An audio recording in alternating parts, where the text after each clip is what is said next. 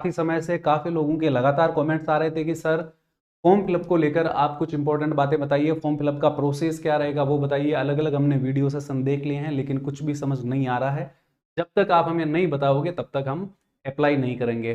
जल्दी से जल्दी बताइए। तो आज के इस वीडियो सेशन में हम बात करेंगे कि ऑनलाइन फॉर्म कैसे भरना है, कौन सी बातों का आपको विशेष तौर से ध्यान रखना है, फर्स्ट एड में परसेंटेज क्या डालना है, किस प्रकार से जो है एक पोस्ट से ज्यादा के लिए आवेदन कर सकते हैं, और जिन पोस्ट में एक्सपीरियंस का बोला गया है उनमें हम एक्सपीरियंस कैसे डाल सकते हैं, और एक्सपीरियंस का जो सर्टिफिकेट है वो किस प्रकार का होना चाहिए। ये हम तमाम बातें इस सेशन के अंदर प्यारे साथियों डिस्कस करने वाले हैं। तो इंपॉर्टेंट ये छोटा सा आपके लिए informative doubt clearing video session होने वाला है। इसको पूरा दिक्कत हो रही है हमें क्या करना चाहिए। देखिए, जिन साथियों को दिक्कत हो रही है फॉर्म में, मैं आपको वही पॉइंट्स बताऊंगा जो जरूरी है। पूरा वीडियो सेशन नहीं होगा फॉर्म फिलअप का, बहुत लंबा चौड़ा हो जाएगा। देखो, सबसे पहले तो आपको अकाउंट क्रिएट करना है। ये बेसिक बातें वैसे तो आप सबको पता है, क्योंकि बेसिक बातें मैंने भी बता रखी है और बहुत सारे अलग अलग सेशन भी आप लोगों ने देखे होंगे। मैं तो वो डाउट क्लियर करूंगा जो अब तक आपके नहीं किए गए हैं। देखिए, आपको क्रिएट या न्यू अकाउंट करना है, यानी अगर आप पहली बार आवेदन कर रहे हैं तो आपको अकाउंट बनाना है। अकाउंट में नाम डालना है, फिर से पूरा नाम डालना है, फिर मोबाइल नंबर डालना है, फिर से मोबाइल नंबर डालना है, फिर ईमेल डालना है, फिर से ईमेल डालना है। उसके बाद आपको एक पासवर्ड बनाना है। पासवर्ड आपको अच्छे से बनाना है। जैसे पासवर्ड में एक कैपिटल लेटर होना चाहिए। जैसे मैं अगर बात करूं कैपिटल लेटर की, तो जैसे मान लीजिए MA कैपिटल लेटर हो गया, फिर एक V स्मॉल लेटर हो गया, फिर एक कोई भी आप सिंबल यूज करिए, जैसे @ का यूज कर लिया, फिर 2-3 नंबर यूज कर लिया, जैसे 3 1 2, इस प्रकार से 1 2 3 4 5 6 4 6 7 8 डिजिट का आपको पासवर्ड बनाना है। एक कैपिटल लेटर, एक स्मॉल लेटर, एक कोई चिन्ह लगा देना और कोई नंबर लगा देना, ये पासवर्ड बना लेना। उसके बाद में यहां आधार कार्ड है तो आधार कार्ड के आपको नंबर लगाना है, फिर आपको वेरीफाई करना है। वेरीफाई होने के बाद में जो है आपका यहां से अकाउंट बनेगा। अकाउंट बनने के बाद में आगे क्या करना है, आगे आपको बढ़ना है और लॉगिन करना है। अकाउंट बन गया तो लॉगिन कर पाओगे। लॉगिन के लिए क्या करना है, जो मोबाइल नंबर आपने ऊपर भरे थे वही यहां पर मोबाइल नंबर डालना है, और यहां पर वही पासवर्ड डालना है जो अभी आपने रजिस्टर करते समय डाला है। ठीक है, उसके बाद में आपको लॉगिन करना है। जैसे ही आप लॉगिन करोगे, लॉगिन करते ही आपके सामने सबसे ऊपर जो ऑप्शन खुलेगा वो आएगा पोस्ट का। अब थोड़ा वीडियो की क्वालिटी को बढ़ा लेना, 480 पर आप देख लो, आपको दिख जाएगा, या थोड़ा और बढ़ा लो। देखो, क्योंकि ये फॉन्ट छोटे हैं इसके, इसलिए मैं भी इसका ज्यादा कुछ कर नहीं सकता, मैंने जूम कर रखा है। ठीक है, वीडियो क्वालिटी बढ़ा लोगे आपको दिख जाएगा। जैसे मान लीजिए किसी बच्चे ने फॉर्म भरा है तो सबसे पहले वो पोस्ट डालना है, पोस्ट अप्लाइड फॉर, की कौन सी पोस्ट के लिए आप आवेदन कर रहे हो। तो मान लीजिए कोई बच्चा जो है हॉस्पिटल अटेंडेंट की पोस्ट के लिए आवेदन कर रहा है, तो यहां पर देखिए हॉस्पिटल अटेंडेंट के लिए भी उसका आवेदन हो जाएगा। उसके बाद में जो है आगे मोर्चरी अटेंडेंट के लिए भी उसका आवेदन हो जाएगा, MTS के लिए भी उसका आवेदन हो जाएगा, नर्सिंग अटेंडेंट के लिए भी उसका आवेदन हो जाएगा, ऑफिस अटेंडेंट के लिए भी आवेदन हो जाएगा, स्टोर अटेंडेंट के लिए भी आवेदन हो जाएगा, OT attendant, store attendant, operator और लिफ्ट ऑपरेटर और डार्क रूम असिस्टेंट, इन सभी पोस्ट के लिए ये एक ही आवेदन होगा। यानी एक आवेदन करो और तमाम पोस्ट के ऊपर आप नौकरी पा सकते हो। अब आपको यहां पर क्या ध्यान रखना है, आवेदन तो एक ही है लेकिन योग्यता में थोड़ा फर्क है। थोड़ा फर्क क्या है, जैसे खाली 10वीं पास हो तो खाली MTS वाला ही आपका मान्य होगा, है ना, खाली ऑफिस अटेंडेंट वाला मान्य होगा। अगर फर्स्ट एड का सर्टिफिकेट है तो लगभग लगभग सभी पद क्या हो जाएंगे, आपके मान्य हो जाएंगे। ठीक है, अगर एक्सपीरियंस है तो OT जैसे असिस्टेंट है या जो लेब असिस्टेंट है उनकी पोस्ट के लिए भी आपका मान्य हो जाएगा। ठीक है, तो इस प्रकार से जो है आपको जो भी पोस्ट आपकी है उस पोस्ट को ध्यान से देखकर सेलेक्ट करना है। यहां पर बाकी अन्य पोस्ट के लिए भी आपका आवेदन मान्य होगा, एक ही आवेदन के लिए ये सभी पोस्ट हो जाएगी। यहां पर आपको बताया है कि भाई ये क्वालिफिकेशन है, तो यहां पर आप क्वालिफिकेशन को चेक कर सकते हैं, कहां पर वैकेंसी है वो भी चेक कर सकते हैं, और आयु सीमा में क्या छूट है वो भी चेक कर सकते हैं। जैसे इसमें आयु सीमा अधिकतम 35 वर्ष है, तो यहां पर छूट भी आपको मिल जाएगी अगर आप किसी रिजर्वेशन कैटेगरी से हैं। तो ये यहां पर एक लिस्ट खुलती है जिसमें पदों की क्वालिफिकेशन आपको बताई गई है, जो कि सिंपल है। इसके बाद बात कहां फंसती है, कहां पर दिक्कत होती है, उसको लेकर बात करते हैं। जहां पर बात फंस जाती है और वो है आपका ये वाला पार्ट। तो सेट्स हो गया, यहां पर क्वालिफिकेशन के बारे में बता रखा। यहां जो क्वालिफिकेशन के बारे में बता रखा ना, इसको टिक कर देना, जो जो क्वालिफिकेशन है उन सब पे टिक कर देना। जैसे सबसे पहले यहां पर पूछा है कि क्या आप 10वीं पास है, आप टिक कर दोगे। फिर पूछा है कि मैट्रिकुलेशन कर रखा है, कर रखा है। अब यहां पूछा 1 ईयर एक्सपीरियंस है क्या आपको कुकिंग का, अगर नहीं है तो इसको नो कर देना। मेट्रिकुलेशन है, क्वालिफिकेशन टिक कर देना। 3 ईयर का एक्सपीरियंस वाली पोस्ट के लिए जा रहे हो, टिक कर देना। अगर 3 ईयर का एक्सपीरियंस 3 ईयर का एक्सपीरियंस नहीं है तो अनटिक रहने देना। 10th क्लास पास हो तो टिक कर देना। फर्स्ट एड सर्टिफिकेट कोर्स आपके पास में है तो टिक कर देना। 1 ईयर का एक्सपीरियंस है तो टिक कर देना, नहीं है तो छोड़ देना। फिर मेट्रिकुलेशन कर रखा है, सर्टिफिकेट आपके पास में है हॉस्पिटल सर्विस का तो टिक कर देना। इस तरह से आपको जितनी भी आपके पास योग्यता है उन सब पे टिक कर देना है, जो योग्यता नहीं है उसको छोड़ देना है। ठीक है, ये होगी योग्यता की बात। ये सभी पोस्ट के लिए सेम ही है, किसी भी पोस्ट के लिए आवेदन करोगे इसी प्रकार से जो फॉर्म का पैटर्न है वो रहेगा। ठीक है, अब यहां पर हम बात करते हैं क्वालिफिकेशन को लेकर।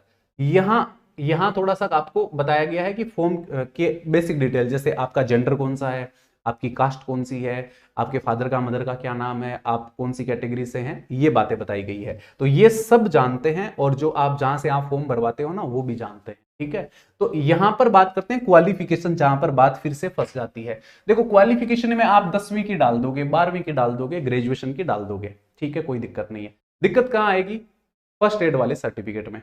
अब फर्स्ट एड का सर्टिफिकेट मान लीजिए आपने जो डीजीएमएस का कर रखा है या अरविंद फाउंडेशन का कर रखा है, तो उसके अंदर तो पूरी डिटेल दी हुई है। उसके अंदर जो है आपको नेम तो वैसे भी आप फर्स्ट एड सर्टिफिकेट डाल देना, यहां पर डिग्री का, यहां फर्स्ट एड सर्टिफिकेट डाल दोगे। यहां सब्जेक्ट जो भी होंगे ना वो सब्जेक्ट डाल दोगे, जैसे सीपीआर है, कंट्रोल ऑफ ब्लीडिंग है, फ्रैक्चर मैनेजमेंट है, जो भी आपके सर्टिफिकेट के अंदर सब्जेक्ट है वो सब्जेक्ट यहां डाल दोगे। दो चीजें ठीक है, कर लोगे, कोई दिक्कत नहीं है।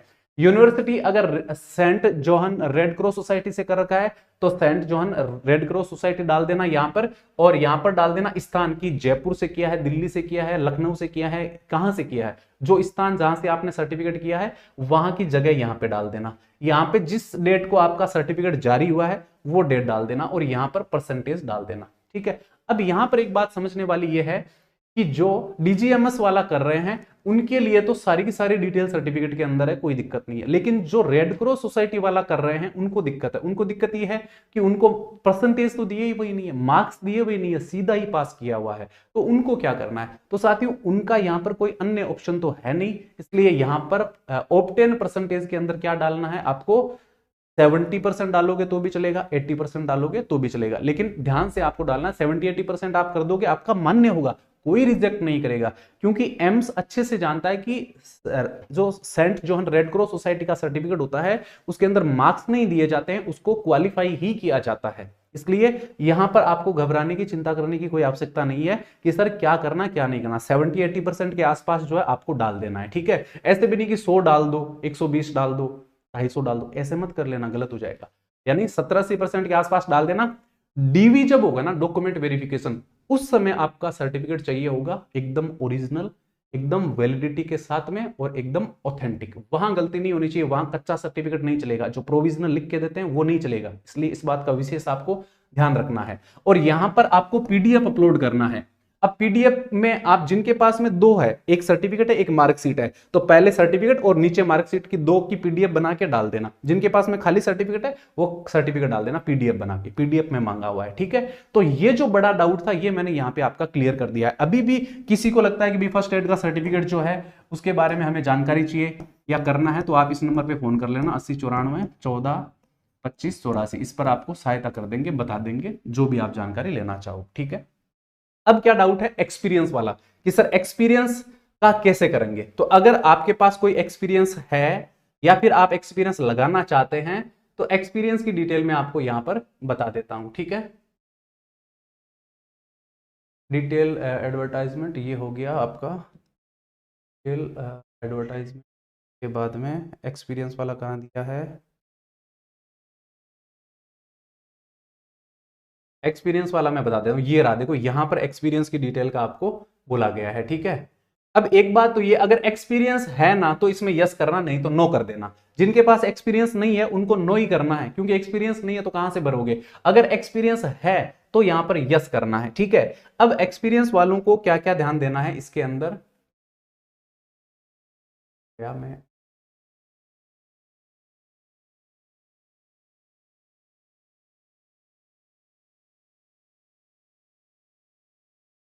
एक, क्योंकि मैंने एक इमेज डाली थी इसके अंदर एक्सपीरियंस वालों की, वो मैं आपको बता देता हूँ।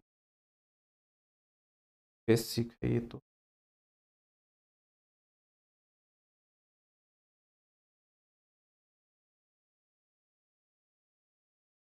ये भी आपका, हाँ ये रहा एक्सपीरियंस का, देखो please check the advertisement for required experience. ठीक है, यहां से देखो मैं आपको बताता हूं कि एक्सपीरियंस वाले में क्या ध्यान रखना है। देखो एक्सपीरियंस वाले में सबसे पहले तो जिस संस्था का एक्सपीरियंस है ना उसका नाम यहां पे डालोगे। ठीक है, उसके बाद में आप कौन से पद पे थे उसका नाम यहां पे डालोगे। ठीक है, पहले संस्था का नाम फिर पद का नाम डालोगे। फिर इंप्लॉय टाइप, आप उस संस्था में किस प्रकार के इंप्लॉय थे, परमानेंट थे, रेगुलर थे, किसी कंपनी से लगे थे, या फिर जो है बेसिक इंप्लॉय थे, ये बात यहां पर बतानी है। ठीक है, उसके बाद में आपको कब आपने जॉब वहां पर स्टार्ट किया था, कहां जॉब जहां भी आपने किया वहां पर जो डेट, जिस डेट को शुरू किया वो डेट लगानी है। उसके बाद में करंटली वर्किंग, आपको बताना है कि अभी आप वहां काम कर रहे हो या छोड़ चुके हो। अगर काम कर रहे हो तो आपको यहां पर क्या करना है, यस करना है। काम छोड़ चुके हो तो नो करना है। जब यहां काम छोड़ने पर नो करोगे तो यहां पर आपको पूछेगा कि आपने काम कब छोड़ा, तो आपका जो एक्सपीरियंस है वो काउंट होगा। जैसे मान लीजिए किसी ने 2020 में ज्वाइन किया था, जैसे मान लीजिए 1 जनवरी 2020 को ज्वाइन किया और छोड़ा कब, तो मान लीजिए 1 जनवरी 2024 को छोड़ा, तो उसका जो ये 4 साल का एक्सपीरियंस यहाँ अपने आप ही काउंट हो जाएगा कि इतना एक्सपीरियंस है। ठीक है, उसके बाद में यहां पर लिखा लेंथ ऑफ सर्विस, यानी कितने टाइम तक आपने सर्विस किया, तो यहाँ डेज का बोला है ना, पार्ट टाइम करा है तो डेज आपको निकालना है कि भी मैंने जो है इतने दिनों तक सर्विस की है, तो यहाँ पे डेज निकाल के बताना है। नेचर ऑफ ड्यूटी बताना है कि ड्यूटी किस प्रकार की थी, फुल टाइम थी, पार्ट टाइम थी, हाफ टाइम थी, या आवरली यानी घंटे पर थी, तो वो आपको नेचर यहां पर बताना है। इसके बाद में आपको सर्टिफिकेट जो है डालना है। अब सर्टिफिकेट कैसे बनाना है उसका भी यहां पर इसी पैटर्न से समझना है कि सबसे पहले आपको इंस्टीट्यूट का नाम डालना है सर्टिफिकेट के ऊपर, उसके बाद में इंस्टीट्यूट का पूरा एड्रेस डालना है जहां से आपने अनुभव लिया है, उसके बाद में वहां पर लिखना है कि वो संस्था वाले आपको लिख कर देंगे जहां से आपने एक्सपीरियंस लिया है कि इस आदमी ने हमारे पास में इस पद पर इस तिथि से लेकर इस तिथि तक सेवा करी है और हम इसका जो अनुभव प्रमाण पत्र जारी करते हैं। फिर वो अपना साइन करेंगे, सील लगाएंगे, फिर आपको वो देंगे और वही यहां पर आपको क्या करना है, अपलोड करना है और वही लेमिनेशन करवा के आपको ले जाना है डॉक्यूमेंट वेरिफिकेशन में, वो आपका चेक होगा। ठीक है, तो ये होगी एक्सपीरियंस की बात। इसके अलावा सभी जो बातें हैं वो बेसिक है, जैसे सारे फॉर्म होते हैं वैसे ये फॉर्म है, ज्यादा कोई मुश्किल काम नहीं है। और पेमेंट में अगर एक बार इश्यू आए तो 1-2 बार ट्राई करके भर देना। जो कार्ड से पेमेंट करते हैं ना, कभी कभी कुछ कार्ड ऐसे होते हैं जिनको एक्सेप्ट नहीं किया जाता है, तो उसमें थोड़ी दिक्कत हो सकती है, बाकी कोई दिक्कत नहीं, आराम से आप पेमेंट कर सकते हो। ठीक है, हाँ एक ओबीसी का जो SC/ST ओबीसी का सर्टिफिकेट है वो सेंटर का काम आएगा। अगर आपने फॉर्म भर दिया है, पुराना लगा दिया तब तो ठीक है, नहीं भरा है तो आप 2-4 दिन के अंदर बन जाता है, मुझे लगता है आप बनवा लेना। अगर नहीं बनता तो फिर पुराना लगा के फॉर्म भर देना, पुराना वाला मान्य हो जाएगा, लेकिन डॉक्यूमेंट वेरिफिकेशन में आपको लेटेस्ट चाहिए, तो जहां तक संभव हो आप नया बनवा लो, नया बनवा के ही आवेदन करो ताकि कोई रिस्क ना रहे। नया बनवा लो सेंटर का सर्टिफिकेट और वो चाहे EWS का हो, चाहे वो SC/ST का हो, चाहे वो OBC का हो, चाहे वो कोई दूसरा सर्टिफिकेट हो, वैलिड होना चाहिए, एक्सपायर नहीं होना। ठीक है, क्योंकि वही डॉक्यूमेंट वेरिफिकेशन में काम भी तो आएगा ना आगे। तो मैंने आपको सारी बातें प्यारे साथियों मोस्टली इस वीडियो सेशन के अंदर बता दी है, और बुक्स को लेकर जो कमेंट आ रहा था वो भी हमने जो है